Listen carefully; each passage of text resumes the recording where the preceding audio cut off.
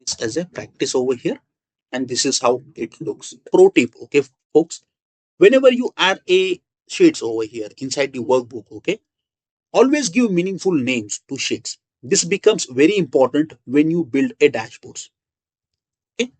Once again, whenever you add this kind of a sheets over here, you just have to rename it and you have to keep a appropriate naming for this.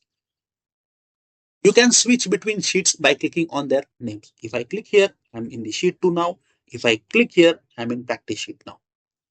Before going further, let me show you a few basics mouse and keyboard actions that will make Excel easier. Okay. A single click cell selects the cell. Okay. If I click on this option, okay, it will select the cell. Double click allows you to edit inside. If I double click over here, it will give me the edit option and I can change that. If I right click over here, okay, I will get a ample amount of options over here. If I select this and drag it at the bottom, I can get the dates change, month change likewise, right? When you press enter, Excel moves down. See, if I click enter, you see it's going down at the bottom. When you press tab, you see it's been going right inside. Excel moves to the right.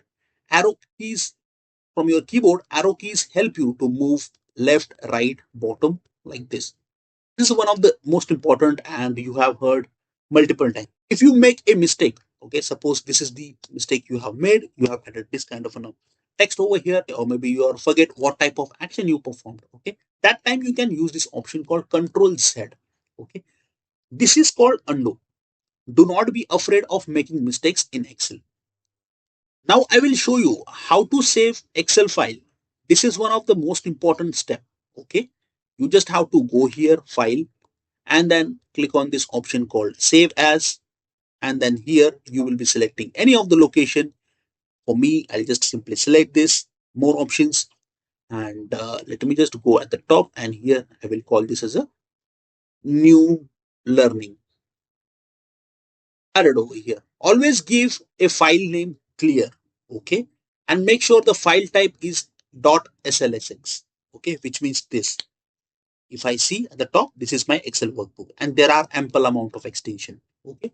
We can check that extension type, why, when, how we are using that in upcoming advanced and intermediate module, folks. Okay. Right now we are just covering the basic stuff for you. New learning and then hit a save button and save button over here.